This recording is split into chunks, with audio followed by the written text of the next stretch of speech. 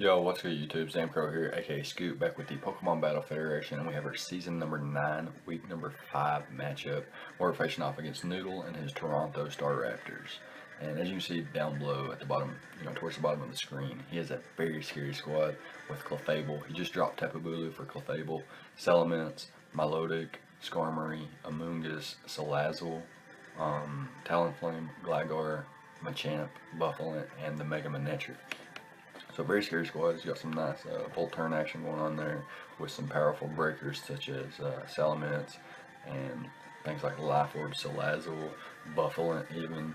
Very scary squad. He's got Amoonguss, which could be problematic, Skarmory and Milotic, and Amoonguss and Gligar make a very nasty core. He's got some key immunities for his own synergy there. It's a really nice squad in my opinion.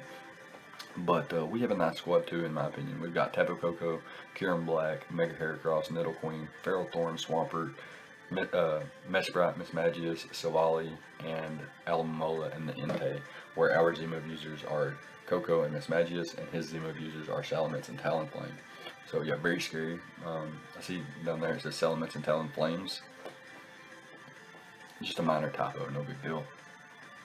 So for this matchup, we're bringing Tapu Koko, Kieran Black, Nidoqueen, Ferrothorn, Swampert, and Mismagius. So I felt my opponent had a very scary squad. I knew that I wanted a check to Salamence, and I kind of got a semi-check in Swampert, really defensive with Ice Beam. That's kind of the only way to go about it, as if he was Dragon Dance. Things like Scarf Kieran doesn't really do the job. I guess Scarf Koko could do it, but not really going to be my Salamence answer, especially when I need it so much to break through things like Milotic and Skarmory, things like that. So another thing that annoys me is prepping for Amoonguss. I usually throw safety goggles on a Psychic type and let that be it, or any grass type that can put me to sleep or anything like that.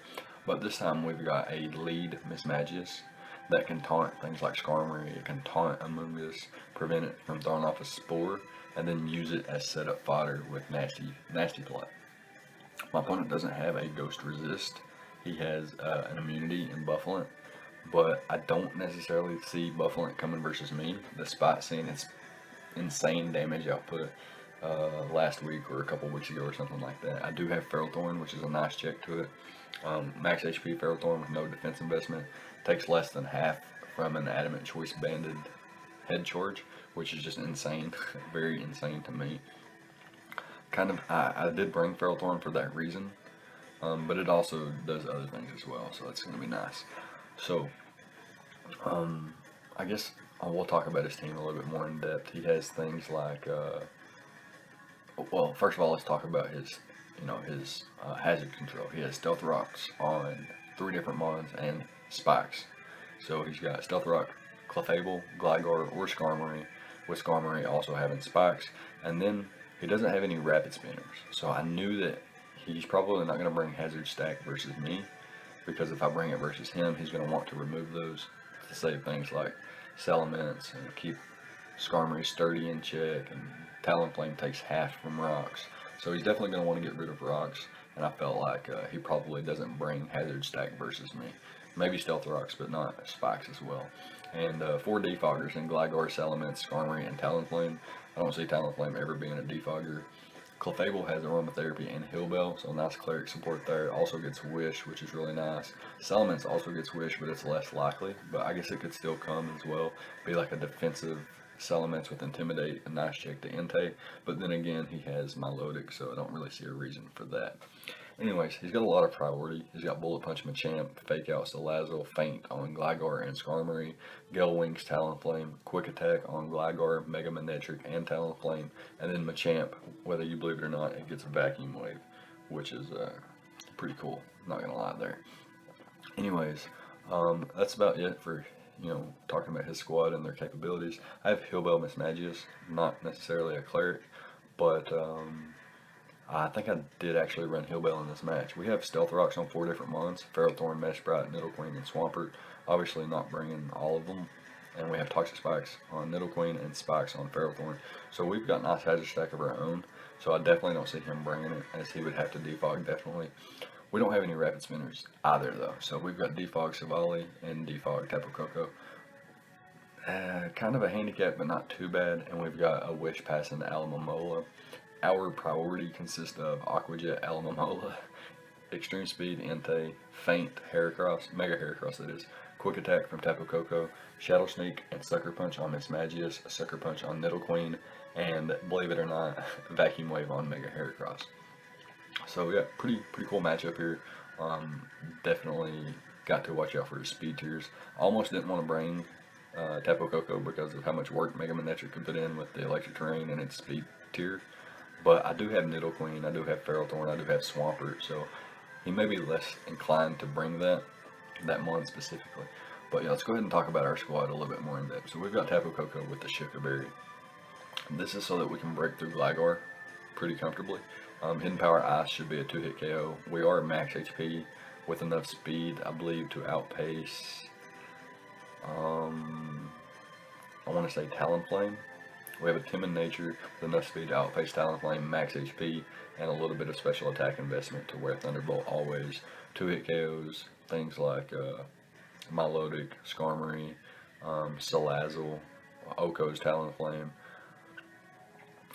Hidden Power Ice should 2-hit KO a max HP Gligar. If it's SPDF invested, then obviously it's going to take more than 2 Hidden Power Ices to knock it out. But I do have the Shuka Berry, so I'm not afraid of Earthquake or anything like that. I can roost up on things like Clefable, Milotic, or anything that I predict to switch, such as Talonflame or Skarmory or Milotic switching out. I can always roost up on those. I do have U-turn, so I expect things like Amoonguss or Gligar to come in on my Tapu Koko, and I can U-turn out into my Kyurem Black and throw off Ice Beams.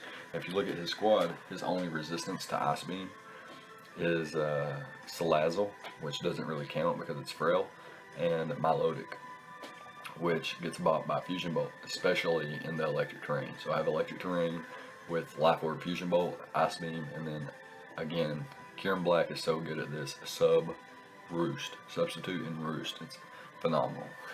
Not too much to say about that. Pretty much the idea is to get Koko in, bait something to come in, such as Gligar or Amoonguss, as I U-turn out into my Kyurem Black, and then I sub up, and then start to rip through his squad. So we have Nidoqueen. Nidoqueen is a taunt variant.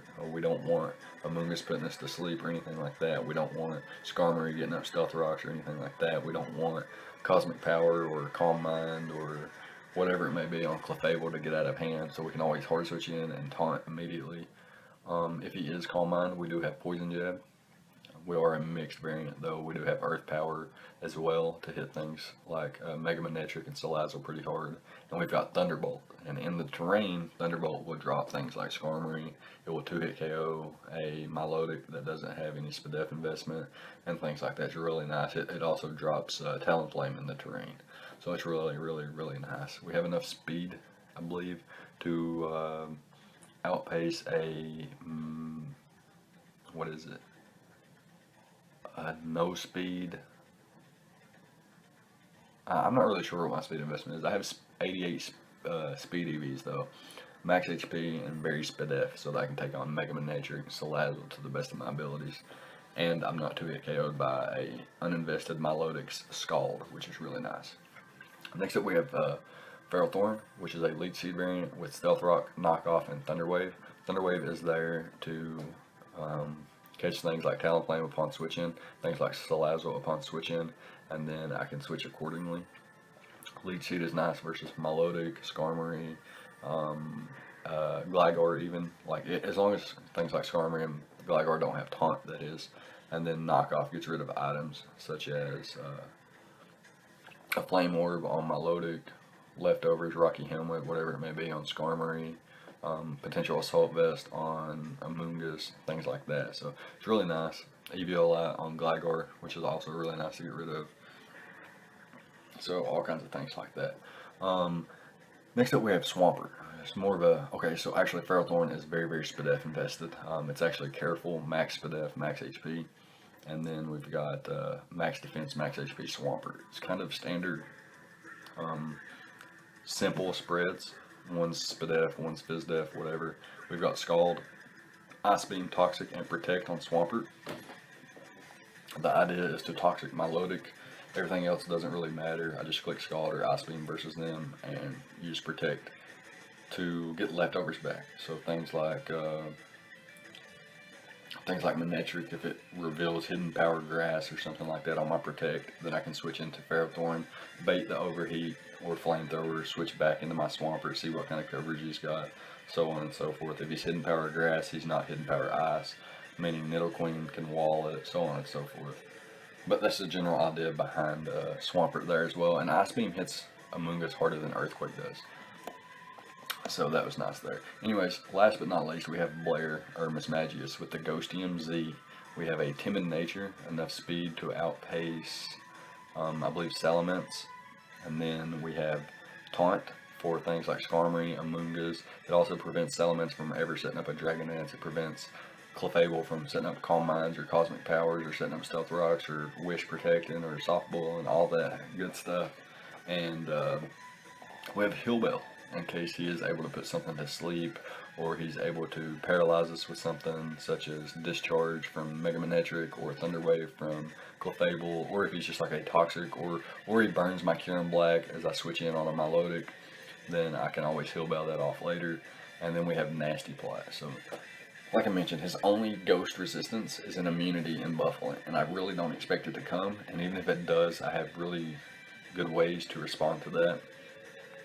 And it doesn't do much to me either, unless it's not locked. And if it is locked, then it's a lot easier to deal with. Anyways, our last move is Shadow Ball. It runs through my opponent's squad outside of Buffalo. After a Nasty Plot, I will 2-hit KO or OHKO everything with Shadow Ball. And then, like I mentioned, I got the Ghostium Z on that bad boy as well, or Bad Girl, I should say, for the Never Ending Nightmare, which will, so a +2 Shadow Ball into Never Ending Nightmare knocks out everything on his squad outside of the Buffalo, obviously, which is really nice. So that's going to be that, and we can go ahead and hop into the battle and see what actually goes on. Alright, so here we are with the replay, and my opponent does bring the Skarmory, Clefable, Milotic, Salamence, Talonflame, and Amoonguss. No Mega Manectric, no Gligar. That was really nice to see. No Buffalo, kind of expected that, but really glad to see that anyway, since Ferrothorn was my only way to switch into that, and he does have ways to whittle my Ferrothorn down. Anyways, he does bring the Skarmory and the Amoonguss and Clefable. Well, actually, his two Stealth Rockers in this match would be Clefable or Skarmory, so I felt like leading off with my Mismagius would be fine. If you let off with something that would threaten me, then I could, switch around and play accordingly to that. So I'm just going to lead off with my Mismagius here and see what my opponent wants to do, as he leads off with his Amoonguss. So what I'm going to do on turn 1 here is just make a simple play. I'm going to taunt, see what my opponent wants to do, is he goes for the Spore. Now I'm going to Nasty Plot up, because I know he can't do much damage to me, and I'm going to click Shadow Ball here, and unfortunately I get a Spadef drop, but my opponent, I don't think this is going to change how either of us play. The best play for my opponent would be to stay in here and see if he lives the hit, because anything else coming in on a Shadow Ball is going to be detrimental. But my play here, since as you can see Shadow Ball did not do enough to 2-hit KO without that Spadef drop, my play was to click Never Ending Nightmare on the following turn. So that's what I'm going to do here, despite him getting a Spadef drop. I could potentially knock him out here, but I don't want to risk it. So what I'm going to do is go for the Never Ending Nightmare. That was my play if he didn't get the Spadef drop. So that was, if I didn't get the Spadef drop, I should say. But yeah, so nothing really changed there thanks to the Spadef drop. So I'm happy about that. It wasn't too influential, and he's going to bring in his Talonflame here, and I'm going to stay in, not wanting this thing to set up for free. And he knocks me out with a Brave Bird. So I'm going to bring in my Coco here as he goes into his Clefable, and I click Thunderbolt. As you can see here, his team he has no switch-ins to Thunderbolt now, which is really nice for me. I'm going to hard switch out to my Nidoqueen, as my opponent goes for the Moonblast and gets a special attack drop. Now this is actually very crucial to me, because what I could do here is, if he didn't get the Spadef drop or special attack drop, is I could click Poison Jab, and if he brings in Milotic or Skarmory or whatever, I can click Thunderbolt on the following turn. But thanks to the special attack drop, I can't really stay in and click Thunderbolt here, which is okay. He brought in the Milotic instead of the Skarmory, so it wasn't too bad. And he gets a critical hit and a burn here on the Scald as I switch in my Tapu Koko. A little bit unfortunate, but we can work around it. My opponent's going to click protect here actually, which is really, really nice for me. It lets me get all that health back as I roost up. And now what I can do is, I think, double out to Ferrothorn. In case you wanted to go for Scald, my electric terrain did end. So I wasn't going to, like, if he's PBF invested in my Melodic, then I wouldn't have been able to knock out with Thunderbolt. I don't have much special attack investment, and my electric terrain was gone. So it was actually a fine play on his part to just pull a switch out, as I pulled a switch out as well, because I didn't know if I could knock him out. He obviously didn't want to take the damage either. He goes out into a Skarmory as I get my rocks up with as he brings in his Talonflame. I'm going to hard switch into my Nidoqueen here, and I'm going to throw or double out into Coco as my opponent U-turns out. So I was expecting a Brave Bird or some kind of setup or something like that. I didn't want that to happen, so I hard switch into my Coco so that I can always outpace. And he pulls a switch into his Clefable as well. So now I'm going to hard switch back out into Nidoqueen as he soft boils up. So that's nice to know that he's not Wish. And he's going to switch out into his Skarmory here, and I'm going to call that, and I'm going to go for the Thunderbolt. I'm going to get the knockout. So down goes Skarmory, big roadblock out of the way, and now he brings in his Milotic. And I'm going to hard switch into my Swampert. And luckily I don't get burned here. I could click protect for a little bit more leftovers recovery, but I'm going to double out into Ferrothorn. I'm kind of expecting either Milotic or Clefable to come out, and I can paralyze them. And, or excuse me, expecting Clefable to come out as he had the Milotic in, and I could paralyze it with Thunder Wave, and that's what I'm going to go for here, I believe. Yeah. Trying to catch the Talonflame or something upon switch in, but he stays in, burns me. Not too big of an issue. A little bit unfortunate though. He gets paired and I miss my Leech Seed. That's fair play there. And what we can do is just stay in the following turn and do the same thing. He goes into his Magic Guard Clefable. So this leads me to believe he's more offensive. He goes for the Psyshock there. Now I'm going to hard switch into my Coco as he actually goes for Psyshock again. I guess he's predicting my Nidoqueen there on both those turns. And I'm going to try to roost up here, and my opponent's going to go for the Moonblast. And that damage reveals that he's Magic Guard, and he is more than likely Life Orb. And yeah, he's able to pick off my Coco there. A little bit unfortunate for me, but now I got to start whittling his team down. I'm going to go for the Thunderbolt here. Not quite a 2-hit KO after leftovers recovery, but I could get a para. I'm not going to bank on that though. So what I'm going to do is hard switch out to my Kyurem Black. And here's where things get insanely interesting. So he goes for Scald, and I'm a sub Roost variant. So if I click sub here, and he switches, I'm in a fantastic position. If I click sub here, and he clicks Toxic, I'm in a fantastic position. If I click sub here, and he clicks Scald, I'm in a fantastic position. There's no way this could ever go bad at this point. I'm a Life Orb, Modest, Kyurem Black, I believe. I forgot if I was Modest or not. I'm pretty sure I'm Modest with like max special attack and Life Orb, so the Ice Beam could blow through a non-specially defensive Clefable. Anyways, I misclicked and I clicked Roost. So that broke my heart. I could have knocked him out with Fusion Bolt. I could have clicked sub there. I meant to click sub. I actually ranted about it on the side chat. You'll see it pop up here in a second. Very unfortunate there, as Fusion Bolt Okos it too. Milotic was actually the only roadblock here too. So despite not clicking sub there, I kind of saved myself by him dropping Milotic instead.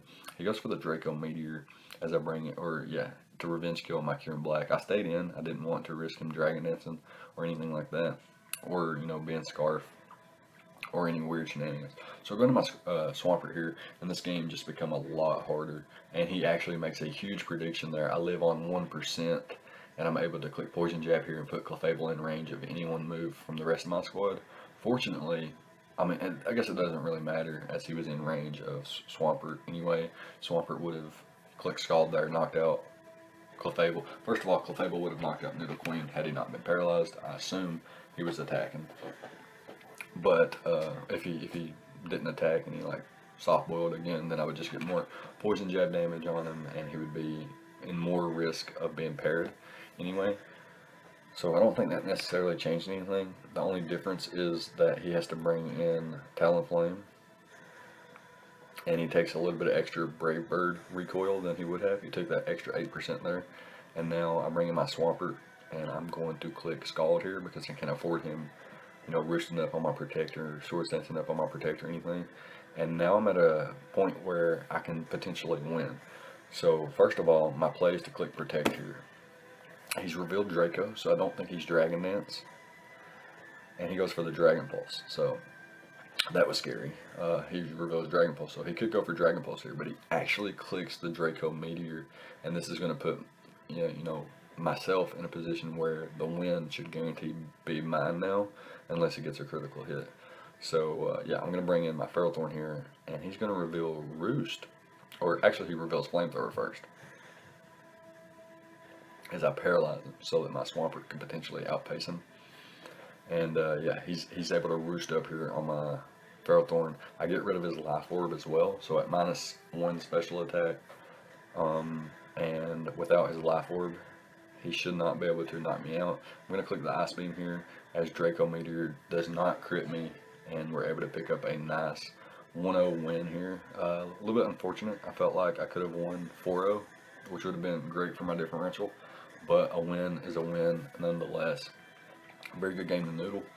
I felt like I prepped and played extremely well outside of my misclick with Kieran Black. I have to be more focused. I've had so many misclicks lately, and I know that I've just got, a lot of things going on in life, and I'm here, there, everywhere, trying to do all kinds of things. But when I'm playing Pokemon, I need to focus on Pokemon. I don't need, especially when I'm trying to bring this content out to y'all and share my battles with you guys and stuff like that. I need to be more focused and things like that. So yeah, it's gonna be that. Good game to noodle. Good luck the rest of the season, my man. Let me know what you guys think about the prep and the plays on both sides of the field. Leave a like, comment, and subscribe, all the good stuff, and I'll see you guys next time. Thank you for watching.